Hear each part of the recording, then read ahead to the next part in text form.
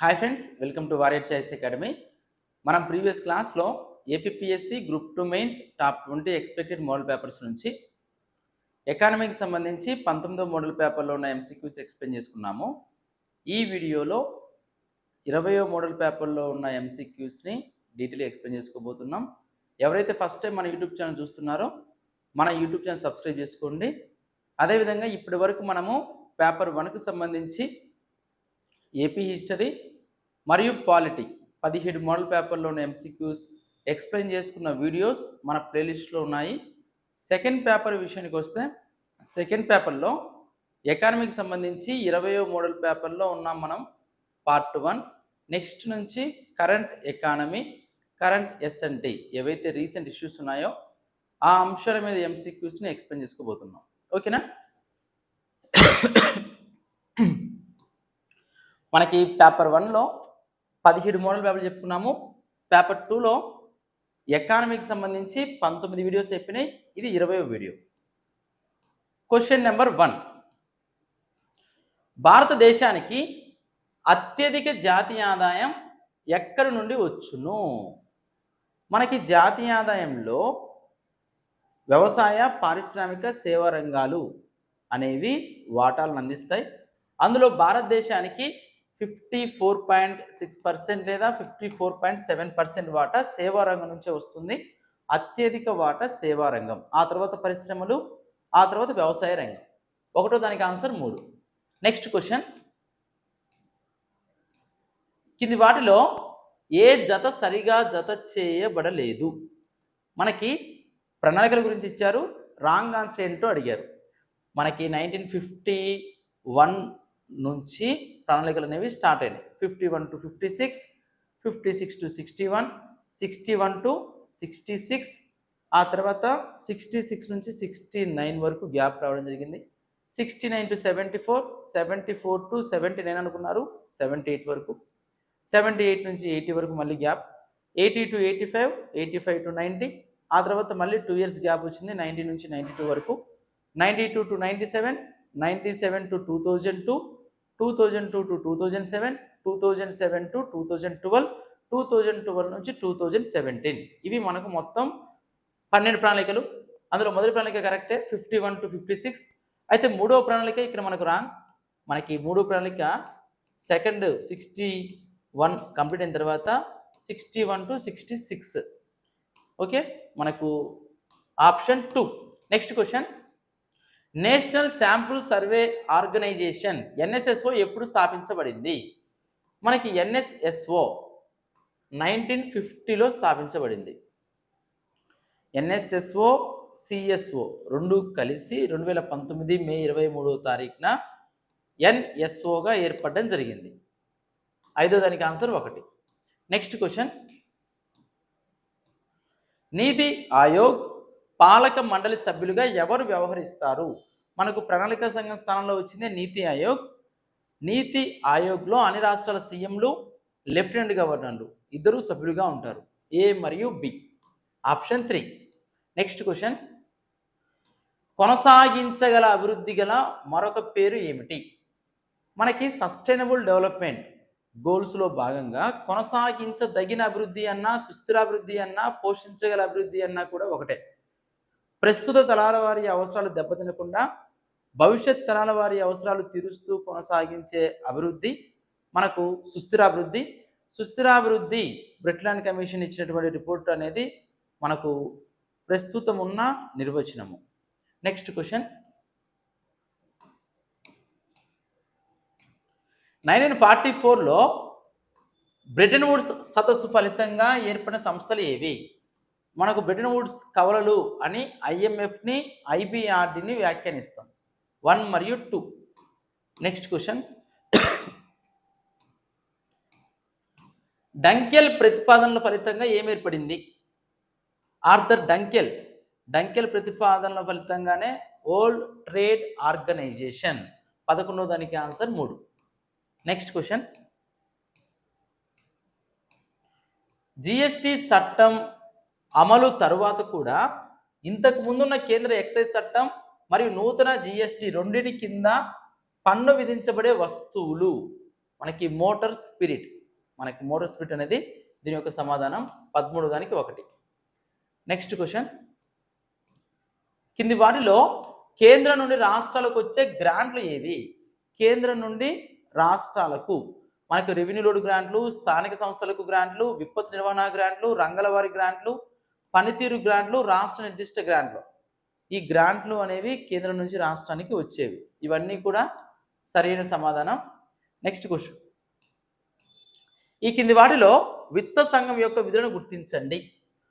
Finance commission article 280 ప్రకారము కేంద్రానికి రాష్ట్రానికి మధ్య పన్నుల పంపిణీ చేయడం కోసం ప్రతి 5 సంవత్సరాలకు ఒకసారి రాష్ట్రపతి గారు 1+4 ఒక చైర్మన్ గారు మరియు 4 సభ్యులతో ఆర్థిక సంఘాన్ని ఏర్పాటు చేస్తారు కేంద్రానికి రాష్ట్రానికి మధ్య పన్నులు పంపిణీ చేయడం కోసం. ఇందులో భాగంగా పన్నుల వల్ల సమకూరిన నికర రాబడి కేంద్ర రాష్ట్ర ప్రభుత్వాల మధ్య పంపిణీ, అందులో రాష్ట్రాల వాటా నిర్ణయించడము. మనకి ఏ ప్రాతిపదికన ఏ పారామీటర్స్ని బేస్ చేసుకుని పన్ను పంపిణీ జరగాలి? 14వ ఆర్థిక సంఘం ప్రకారం 42% మనకి పన్ను పంచాలి రాష్ట్రాలకు అని చెప్తే 15వ ఆర్థిక సంఘం 41%గా చెప్పింది. కేంద్రం రాష్ట్రాలకు ఇచ్చే గ్రాంట్ నీడ్ మంజూరుకు నియమాలు రూపొందించడం, కేంద్ర రాష్ట్ర ప్రభుత్వాలకు సంబంధించిన ఆర్థిక సంబంధాలకు చెందిన ఇతర అంశాల విశ్లేషణ మరియు ఆర్థిక అంశాలకు సంబంధించి రాష్ట్రపతి గారు ఏ అంశాలు కోరితే సలహాలు ఆ అంశాల మీద కూడా. సో పైవన్నీ 16 దానికి 4. నెక్స్ట్ క్వశ్చన్, విత్త సంఘం యొక్క సూచనలను 3 విధాలుగా వర్గీకరించారు, వాటిలో సరైన గుర్తించండి. ఆదాయ పన్ను, కేంద్ర ఎక్సైజ్ సుంకం, అదనపు ఎక్సైజ్ సుంకం, గ్రాంట్స్ ఇన్ ఎయిడ్, రాష్ట్రాలకు కేంద్రం రుణాలు మంజూరు. ఇవన్నీ కూడా ఇందులో భాగం. 17 దానికి 4.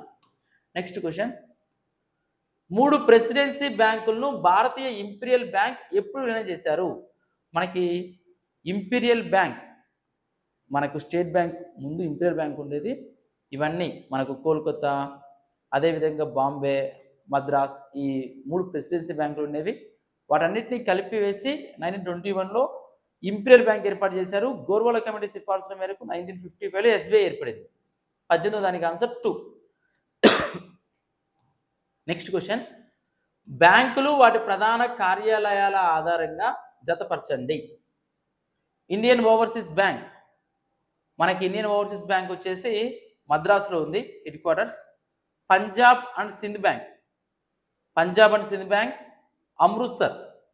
Oriental bank of commerce New Delhi. Allahabad bank వచ్చేసి కలకత్తా. ఓకేనా? నెక్స్ట్,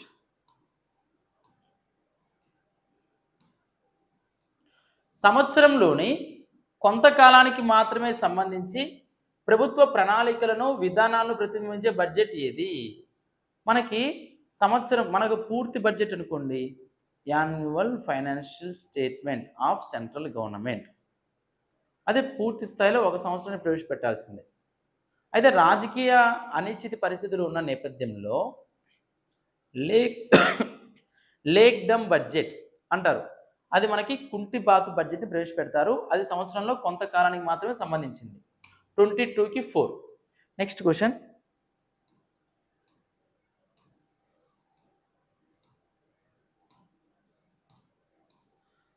తుఫాన్లు, వరదలు, భూకంపాలు వంటి అత్యవసర సమయాల్లో ఏ ఖాతా నుండి వ్యయం చేస్తారు?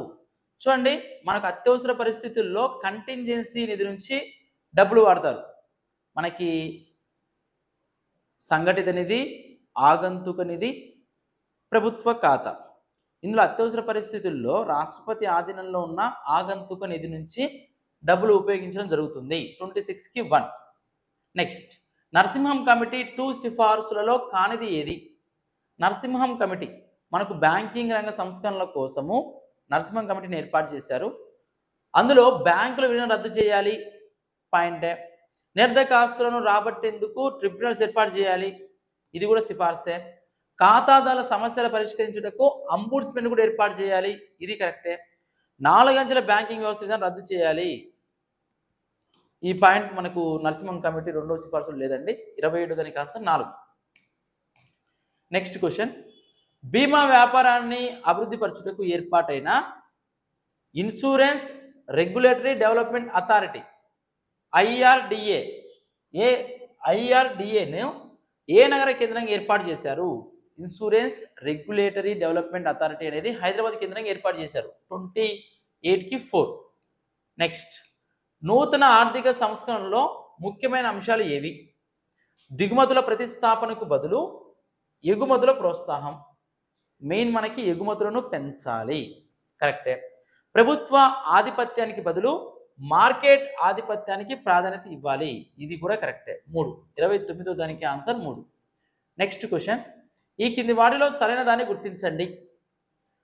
సెజ్లకు కేటాయించిన భూమి పరంగా గుజరాత్ ప్రథమ స్థానం, సెజ్ సంఖ్యలో ఆంధ్రప్రదేశ్ మొదటి స్థానంలో ఉంది.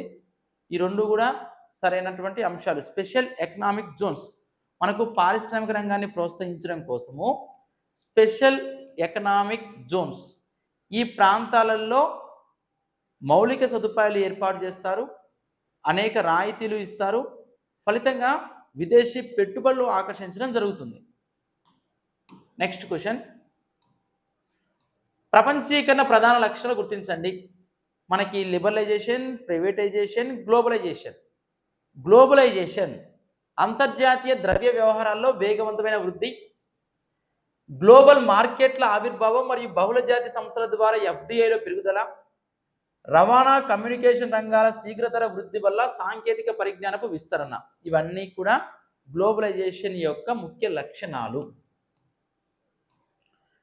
కోశ సంస్కరణలు, బడ్జెట్ నిర్వహణ సంబంధించి సరికానిది ఏది? మనకు FRBM act, physical responsibility and budgetary management act, ఈ చట్టం 2005లో చేశారు, ఇది సరికాదు. 2005 కాదండి, ఎఫ్ఆర్బిఎం యాక్ట్ 2003. ఈ చట్టం ప్రకారం 2008-9 నాటికి రెవెన్యూ లోటు 0%కి, కోశ లోటు 3% తగ్గించాలి, కరెక్టే.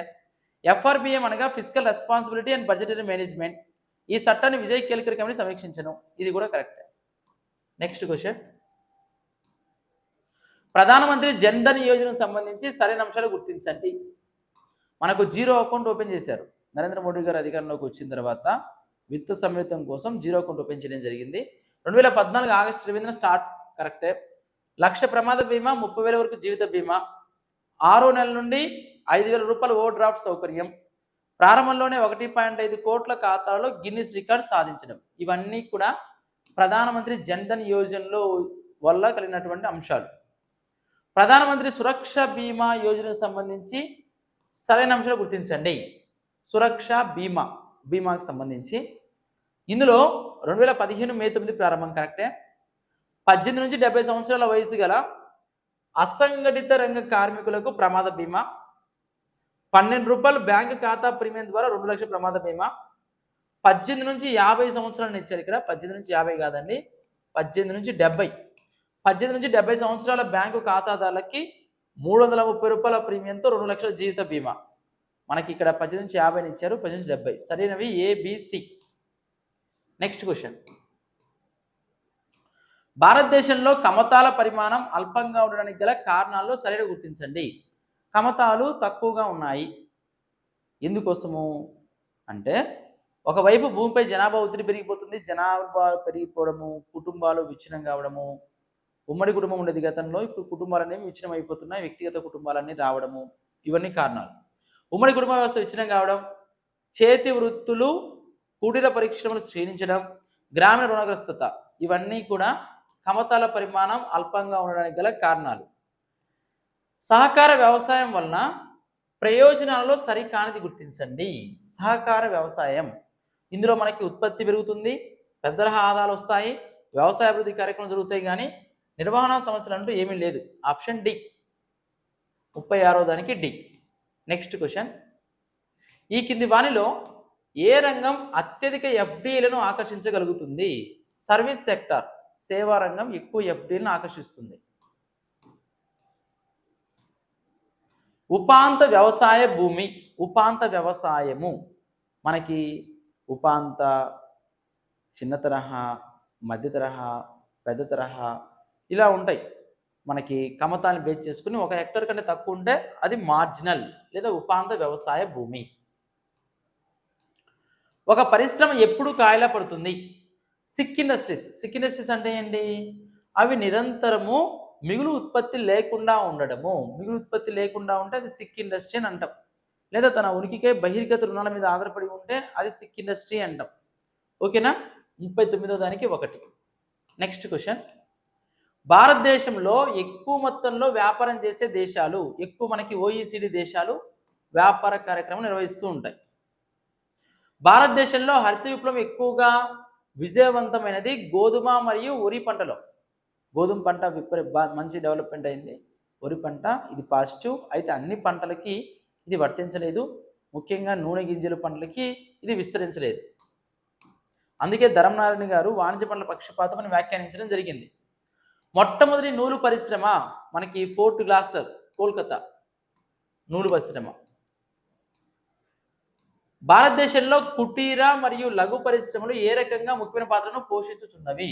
కుటీర మరియు లఘు పరిశ్రమలు, చిన్న తరహా పరిశ్రమలు, ఇవి ఉద్యోగ అవకాశాలు పెంపొందిస్తున్నాయి.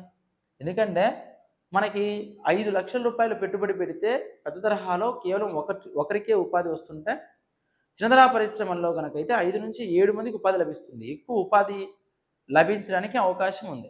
ఆర్థిక శక్తి కేంద్రీకరణ తగ్గించుతున్నవి, ఆర్థిక అసమానతలు తగ్గించుతున్నవి. ఎంఎస్ఎంఈలు మన దేశ ఆర్థిక వ్యవస్థలో ఎంతో కీలకమైనవి. నెక్స్ట్, ఈ కింది వాటిలో నాఫ్తా గ్యాస్ ఆధారిత ప్రాజెక్ట్ స్పెక్ట్రమ్ గ్రూప్కి సంబంధించింది. 44కి 1. ప్రైవేట్ రంగంలోని ప్రాజెక్టు అవి ఉన్న ప్రదేశాలను గుర్తించండి. మనకి స్పెక్ట్రమ్ గ్రూప్ వచ్చేసి విశాఖపట్నం, ల్యాంకో కొండవల్లి, హిందూజా కాకినాడ, పవర్ కార్పొరేషన్ కృష్ణపట్నం. ఆంధ్రప్రదేశ్లో పరిశ్రమల అభివృద్ధి కోసం భూమిని కేటాయించే ఏజెన్సీ ఏది? APIIC, industrial infrastructure corporation. పరిశ్రమలకు సంబంధించి భూమి కేటాయించేది APIIC. Next question. 2011వ సంవత్సరంలో ఆంధ్రప్రదేశ్ పంట విరామం క్రాప్ హాలిడే గురించి అధ్యయనం చేయడానికి ఏర్పాటు చేయబడ్డ ప్రత్యేక కమిటీ అధ్యక్షుడు ఎవరు? మనకి క్రాప్ హాలిడేకి సంబంధించి మోహన్ కందా గారి కమిటీ. 47కి 4. Next question. విభజన జరిగిన తర్వాత 2014-15లో ఆంధ్రప్రదేశ్ రాష్ట్రంలో ఒకవైపు రెవెన్యూ లోటు పెరిగింది, కోశ లోటు పెరిగింది, ప్రాథమిక లోటు కూడా పెరిగింది. విభజన జరిగిన తర్వాత ఇప్పుడు కూడా ఎక్కువగానే ఉన్నాయి రెవెన్యూ, కోశ, ప్రాథమిక లోట్లు. భూగర్భ జలాల స్థాయిని ఎప్పటికప్పుడు కొలవడానికి ఆంధ్రప్రదేశ్ ప్రభుత్వం వాడుతున్న సాధనము పీజోమీటర్స్ వాడుతుంది ఆంధ్రప్రదేశ్ గవర్నమెంట్. పోలవరం విద్యుత్ ప్రాజెక్ట్. చూడండి, ఇక్కడ పోలవరం ప్రాజెక్ట్ అంటేనేమో జాతీయ ప్రాజెక్ట్ కాబట్టి నిర్మాణాన్ని కేంద్రం భరిస్తుంది. పోలవరం విద్యుత్ ప్రాజెక్ట్ మాత్రం రాష్ట్రమే భరించాలి. ఆంధ్రప్రదేశ్ రాష్ట్రం పూర్తిగా నిధులు సమకూరుస్తున్న ప్రాజెక్ట్ విద్యుత్ ప్రాజెక్ట్. Next question.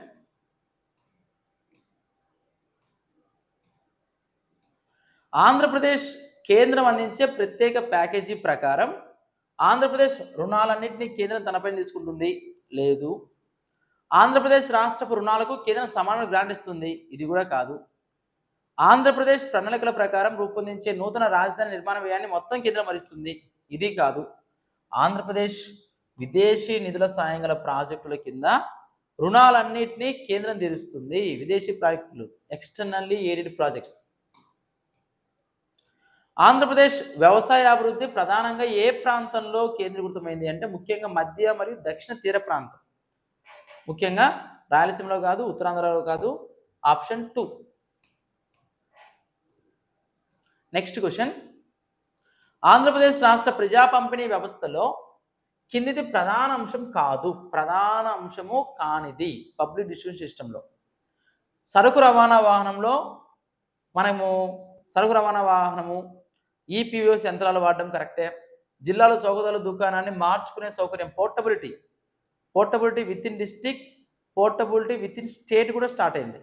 అంటే కార్డు ఎక్కడున్నా కూడా దేశంలో ఎక్కడి నుంచైనా రేషన్ సదుపాయం పొందే అవకాశం.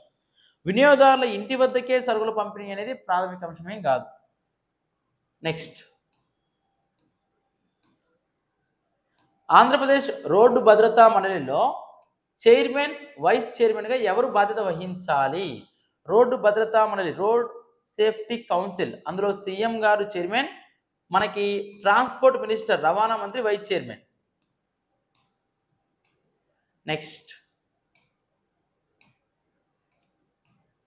ఏ సంవత్సరంలో ఆమోదించబడిన ఆంధ్రప్రదేశ్ ఎకనామికల్ డెవలప్మెంట్ బోర్డు చట్టం ప్రకారం భారతదేశంలోని ఆంధ్రప్రదేశ్లోని అన్ని పెట్టుబడుల కోసం సంప్రదించడానికి ఆర్థిక అభివృద్ధి మండలి ఏర్పాటు చేశారు అంటే 2018 62 దానికి 1. ఈఈడి అనేది ఎకనామికల్ డెవలప్మెంట్లోని ఒక విభాగం. ఇది అంతర్జాతీయ ఫోరంలలో ప్రపంచానికి ఆంధ్రప్రదేశ్ను పెట్టుబడి గమ్యస్థానంగా ప్రోత్సహిస్తుంది. ఈఈడి అంటే ఏంటంటే external engagement division. Next question, ఆంధ్రప్రదేశ్లో ఎంత శాతం భూమిని ఎర్ర మృత్తికలు ఆక్రమించాయి? మనకి ఆంధ్రప్రదేశ్ నేలల విషయానికి వస్తే ఎక్కువగా ఎర్ర నేలలు ఉన్నాయి, 66%. నెక్స్ట్ క్వశ్చన్, ఆంధ్రప్రదేశ్ పారిశ్రామిక అభివృద్ధి కార్పొరేషన్ను ఏ సంవత్సరంలో ప్రారంభించారు? మనకి 1960 December 16 ఆ టైంలో ప్రారంభించడం జరిగింది. ఆంధ్రప్రదేశ్ రాష్ట్రంలో మెట్రో రైలు ప్రాజెక్టును అభివృద్ధి చేయాలన్న కేంద్ర ప్రభుత్వ ప్రణాళికల్లో కింది వాటిలో ఏ ప్రాంతం చేర్చబడలేదు? మెట్రో మనకి గుంటూరు, విశాఖపట్నం, విజయవాడ ఉంది కానీ కర్నూలు గురించి మాట్లాడలేదు. మెట్రో గురించి 66వ దానికి ఆప్షన్ 2. మెగా సీడ్ పార్క్ ఆంధ్రప్రదేశ్లో ఎక్కడ అంటే కర్నూలు జిల్లాలో, ఆప్షన్ 1. నెక్స్ట్ క్వశ్చన్, కింది వాటిలో నవధాన్య సాగు విధానం పాలీక్రాపింగ్ సంబంధించి సరైనవి ఏవి? పాలీక్రాపింగ్ 9 రకాల ధాన్యాలను ఒకేసారి వర్షాభావ సాగు విధానంలో సాగు చేయడం జరుగుతుంది. ఈ విధానం వల్ల తక్కువ సారం గల భూములకు మరియు కరువు పీడిత ప్రాంతాలకు ప్రయోజనకరం. ఇది కరెక్టే, రెండు కూడా ఏ మరియు బి రెండు సరైనవే. నెక్స్ట్ క్వశ్చన్, ఈ కింది వాటిలో సరైన వ్యాఖ్యలు ఏవి? Regional research station of floriculture Kadiyam వద్ద ఉంది, కరెక్టే. జియోస్పేషియల్ టెక్నాలజీ సెంటర్ లాం వద్ద ఉంది, ఇది కూడా కరెక్టే. పాలీక్రాపింగ్ నవధాన్య సాగు విధానం సంబంధించి కింది వాటిలో సరి కానిది మనకి కందులు, సజ్జలు, అలసందలు ఇలాంటి చిరుధాన్యాల్లో ఇవి ఉన్నాయి కానీ రాగులు మనకు ఇందులో సరికాదు. 73వ దానికి 3. వ్యవసాయ విస్తరణ సేవలకు సంబంధించి కింది వాటిలో సరైనవి: బహుళార్థ సాధక విస్తరణ అధికారులను నియమించడం, వైఎస్ఆర్ అగ్రి ల్యాబ్స్ వ్యవసాయ పరీక్ష కేంద్రాలను ఏర్పాటు చేశారు. గతంలో వైఎస్ఆర్ అగ్రి ల్యాబ్స్ ఉండేవి. భూసార పరీక్ష పథకాన్ని అమలు చేయడం, ఇవన్నీ కూడా సరైన అంశాలు. ఆయిల్ పామ్ లేదా పామాయిల్ సాగు విస్తీర్ణంలో ఆంధ్రప్రదేశ్ దేశంలో మొదటి స్థానంలో ఉంది. ఇవి మనకు పార్ట్ 1కు సంబంధించిన అంశాలు. APSC group 2 mains model papers అనేవి మనకు హైదరాబాద్లో మరియు ఆంధ్రప్రదేశ్లోని అన్ని ప్రముఖ బుక్ స్టాల్స్లో ఉన్నాయి. ఇప్పటి వరకు మనము ఫస్ట్ మోడల్ పేపర్లో ఉన్న MCQs 17 చాప్టర్లు ఎక్స్ప్లెయిన్ చేసుకున్నాము. ఎకానమీకి సంబంధించి 20 మోడల్ పేపర్స్ పార్ట్ 1 కంప్లీట్ చేసాము. నెక్స్ట్ కరెంట్ ఎకానమీ బిట్స్ కూడా ఎక్స్ప్లెయిన్ చేసుకోబోతున్నాం. Thank you very much.